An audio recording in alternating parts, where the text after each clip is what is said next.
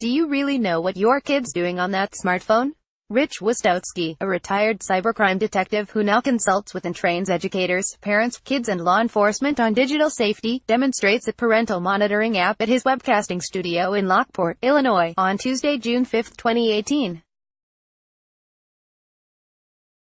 Wistowski, now head of Be-Sure Consulting, says all parents should put monitoring apps on their kids' phones.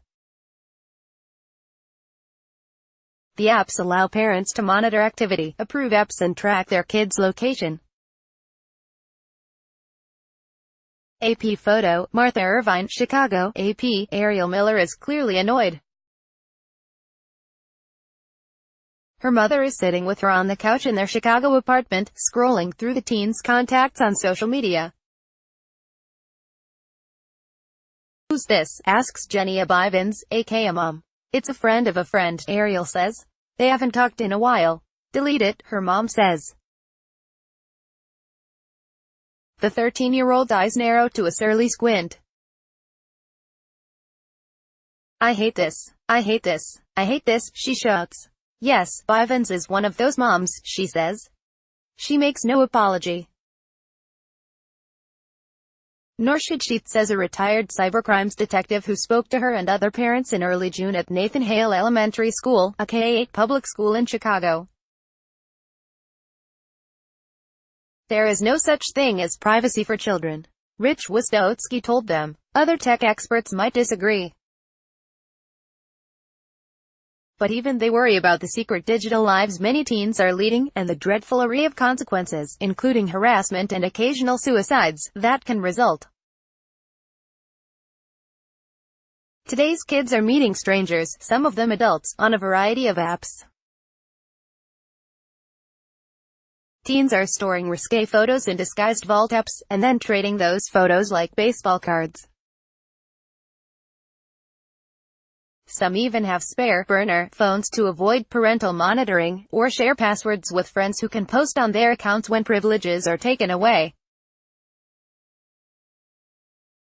David Coffey, a dad and tech expert from Cadillac, Michigan, said he was floored when his two teens told him about some of the sneaky things their peers are doing, even in their small rural town.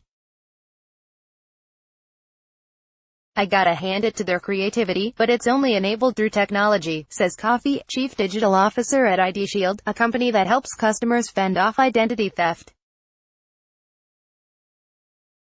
"It's difficult to say how many kids are pushing digital boundaries this way. But academics, experts like Wistowski and Coffey, and many teens themselves say it's surprisingly common for kids to live online lives that are all but invisible to most parents. Exposed to tablets and smartphones at an increasingly early age, kids are correspondingly savvier about using them and easily share tips with friends. Parents, by contrast, are both overwhelmed and often naive about what kids can do with sophisticated devices. Wistowski often holds up a mobile phone and tells wide-eyed parents that giving a kid this ominous device is like handing over the keys to a new Mercedes and saying, "Sweetheart, you can go to Vegas. You can drive to Texas, Florida, New York, wherever you want to go." Such journeys can lead to ugly incidents, sometimes involving surprisingly young participants. In January, two 12-year-olds were arrested in Panama City Beach, Florida, for cyberstalking that police said led to the suicide of a classmate named Gabriella Green, who'd been repeatedly bullied.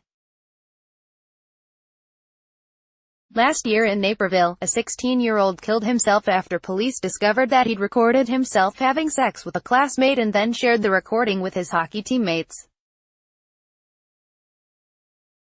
While searching his phone, they also found photos of other partially nude girls in a secret photo vault app disguised as a calculator. And yet, Wistowski says, too often parents remain in denial with what he calls NMK, not my kid. Bivens, Ariel's mom, uses an app called Guardian, one of several available, to manage and monitor her 13-year-old daughter's phone use. She turns off certain apps, sometimes as punishment, and monitors texts. "It's a full-time job," Bivens concedes. "People laugh at me because I monitor her stuff. But I don't have the same problems as other people do. A 2016 Pew Research Center survey found that only about half of parents said they had ever checked their children's phone calls and text messages or even friended their kids on social media. Tech experts agree that monitoring makes sense for younger kids. But Pam Wisniewski, a computer science professor at the University of Central Florida, suggests a gradual loosening of the strings as teens prove they can be trusted.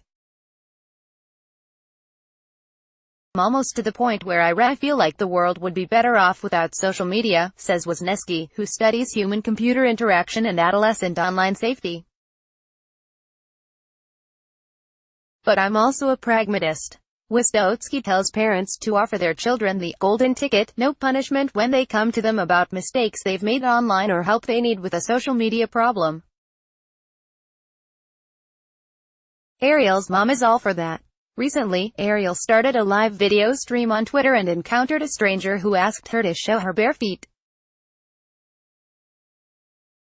It was a creepy request, the teen said, that caused her to end the connection quickly. She had sidestepped a block on social media by using a tablet. But she did tell mom what happened soon after. Ariel still isn't happy that her mom is going through her contacts with her. The soon-to-be 8th grader appreciates that she cares about me, but hopes mom will eventually back up a bit. When I'm in high school, that might get embarrassing sometimes, you know, she says. You need to learn your own, how do I put this? Discipline. You need to learn from your own mistakes. If mom doesn't give her that space, she says, she's always coming up with new tricks to get online secretly, just as her friends do. And no, she won't share how. _____online, Wisniewski's TEDx talk, https://www.youtube.com/watch?v=K2 University of Michigan Living Online Lab, http://yardy.people.si.umich.edu/lol/Google Family link, https://families.google.com/family link/Apple's Family page, https://www.apple.com/families/_____ Martha Irvine, an AP national writer, can be reached at irvineatapp.org or at http://twitter.com/irvineapp. Copyright 2018 The Associated Press. All rights reserved. This material may not be published, broadcast, written or redistributed.